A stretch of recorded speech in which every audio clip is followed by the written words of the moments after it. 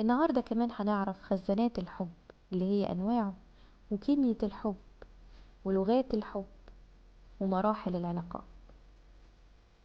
دكتور جون جراي هو كاتب كتاب الرجال من المريخ والنساء من الزهرة Men are from Mars, Women are from Venus اللي يعتبر من البست سيلرز.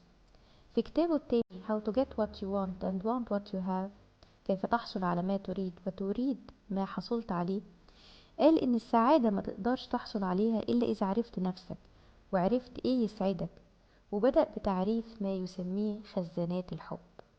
ودي النظرية بتاعته. بيقول إن الإنسان على مدى عمره بيتكون جواه 10 خزانات للحب بيحتاجها كلها، وعشان يبقى سعيد لازم الخزانات دي تكون مليانة. فيبقى دور الإنسان إنه من وقت لآخر يتمم على الخزانات دي ويعرف إذا كانت فاضية ولا مليانة، وإذا فضيت يملاها عشان يحافظ على التوازن اللي يخليه سعيد. الخطوة الأولى دايما إننا نعرف هما إيه. الخزان الأول حسب ما بيقول دكتور جون جراي اسمه حب الله لينا، وبيتكون من واحنا في الرحم من أول الخلق لينا لغاية ما تتم الولادة. والخزان ده هو إحساسنا بحب الله لنا، لأن في المرحلة دي احنا ما بنحتاجش حاجة من بره، ما بنسألش، ما بندورش، ما بنقلقش حتى إذا كانت احتياجاتنا هتجيلنا منين. بناكل ونشرب ونعيش ونكبر بإرادة الله، وهو مدينا كل حاجة عندنا، ودي تعتبر أول علاقة لينا بالله سبحانه وتعالى.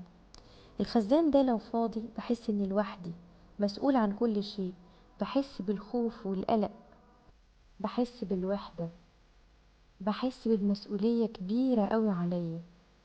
طب أعمل إيه؟ الأول لازم أعرف إن أنا بنسى الخزان ده من أول ما الطفل يبقى عنده سنتين، بينسى الموضوع ده وبتاخده الحياة في حاجات تانية كتير جدا جدا.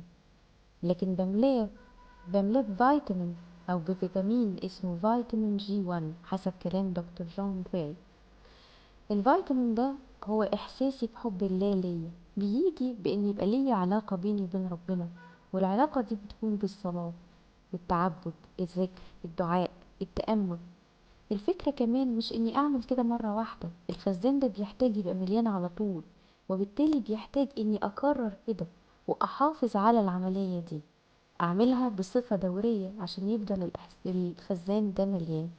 لما بملاه بفضل حاسس ان ربنا معايا بيساندني وبيسمعني، بقدر امشي في حياتي بدون قلق وبدون خوف، لان عارف ان ليا ظهر، في حد هلجأ له وهيعني وهيساندني.